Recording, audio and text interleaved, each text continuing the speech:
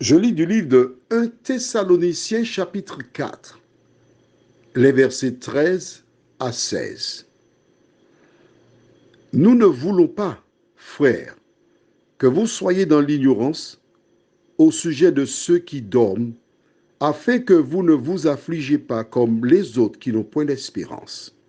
Car si nous croyons que Jésus est mort et qu'il est ressuscité, croyons aussi que Dieu ramènera par Jésus et avec lui ceux qui sont morts. Voici, en effet, ce que nous vous déclarons d'après la parole du Seigneur. Nous les vivants, restés pour l'avènement du Seigneur, nous ne devancerons pas ceux qui sont morts, car le Seigneur lui-même a un signal donné à la voix d'un archange et au son de la trompette de Dieu descendra du ciel et les morts en Christ ressusciteront premièrement. Notre thème, c'est Moïse. Prions. Notre Dieu, notre Père, nous revenons ce matin vers toi, la source de la vie. Te remercier, te salmodier pour ton amour, tes grâces et tes bénédictions. À travers cette lecture, tu nous indiques ce qui se passera lors de l'avènement de Jésus. Que nous puissions croire, vivre en conséquence, de telle sorte que lors de ton avènement, nous fassions partie de celles et ceux qui diront « c'est mon sauveur, c'est lui que j'attendais ». Merci de nous faire cette grâce, nous t'en prions, au nom de Jésus et pour ta gloire éternelle. Amen. Pourquoi Moïse s'entretenait-il avec Jésus? Parce que Moïse fait partie de ceux qui passeront par la mort. Tous ceux qui sont morts avant la venue de Jésus, qui ont fait la paix avec lui avant de mourir, ces personnes-là sortiront victorieuses sur la mort. Regarde bien ce que dit la parole. Car le Seigneur lui-même a un signal donné à la voix d'un archange et au son de la trompette de Dieu descendra du ciel et les morts en Christ ressusciteront premièrement. S'il indique que les morts en Christ ressusciteront premièrement, cela veut dire que ceux qui sont morts sans Jésus, ceux qui n'ont pas fait la paix avec Dieu, ceux qui sont restés dans le péché, resteront dans la tombe pour la deuxième résurrection. Quand ces personnes ressusciteront, comment seront-elles? Nous allons prendre la Bible dans le livre de 1 Corinthiens chapitre 15. Matthieu, Marc, Luc, Jean, Actes, Romains, 1 Corinthiens. Tu as trouvé? Et nous lirons à partir du verset 42. Voilà ce que dit la Bible. Ainsi en est-il de la résurrection des morts. Le corps est semé corruptible. Il ressuscite incorruptible. Il est semé méprisable. Il ressuscite glorieux. Il est semé infirme. Il ressuscite plein de force.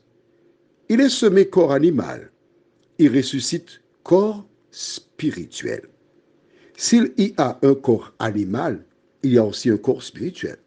C'est pourquoi il est écrit, le premier homme, Adam, devint une âme vivante. Beaucoup de personnes racontent que l'homme a une âme. Ce n'est pas ça que dit la Bible. La Bible te dit là, ce matin, que le premier homme, Adam, devint une âme vivante. Le dernier Adam est devenu un esprit vivifiant. Qui est le dernier Adam? Jésus. Mais oui, le premier qui a succombé et le deuxième est venu racheter la race. Verset 46. Mais ce qui est spirituel n'est pas le premier, c'est ce qui est animal. Ce qui est spirituel vient ensuite, Jésus donc. Le premier homme tiré de la terre est terrestre. Le second homme est le Seigneur du ciel. On n'a pas dit le Seigneur du ciel. Verset 48. Tel est le terrestre, tels sont aussi les terrestres. Et tel est le céleste, tels sont aussi les célestes. Et de même que nous avons porté l'image du terrestre, nous porterons aussi l'image du céleste. Verset 50. Ce que je dis, frères, c'est que la chair et le sang ne peuvent hériter le royaume de Dieu et que la corruption n'hérite pas l'incorruptibilité. Voici, je vous dis un mystère. Nous ne mourrons pas tous, mais tous nous serons changés en un instant, en un clin d'œil, à la dernière trompette. La trompette sonnera et les morts ressusciteront incorruptibles et nous serons changés. Car il faut que ce corps corruptible revête l'incorruptibilité et que ce corps mortel revête l'immortalité.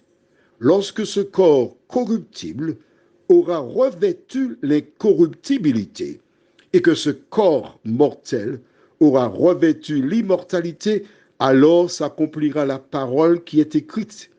La mort a été engloutie dans la victoire. Ô mort, où est ta victoire? Ô mort, où est ton aiguillon? Voilà. La Bible dit que nous ressusciterons avec un autre corps, transformé, immortel, incorruptible. Prions. Seigneur, le livre le plus lu nous enseigne qu'au retour de Jésus, l'homme ressuscitera. Nous avons cette assurance parce que Jésus lui-même ressuscita Lazare. Jésus lui-même remporta la victoire sur la mort. Jésus lui-même déclare qu'il détient la clé de la mort et du séjour des morts. Seigneur, nous avons placé notre espérance en toi. Permets que nous puissions chaque jour continuer à vivre selon ta parole, nous t'en prions, au nom de Jésus pour ta gloire éternelle. Amen. Je te souhaite une bonne journée.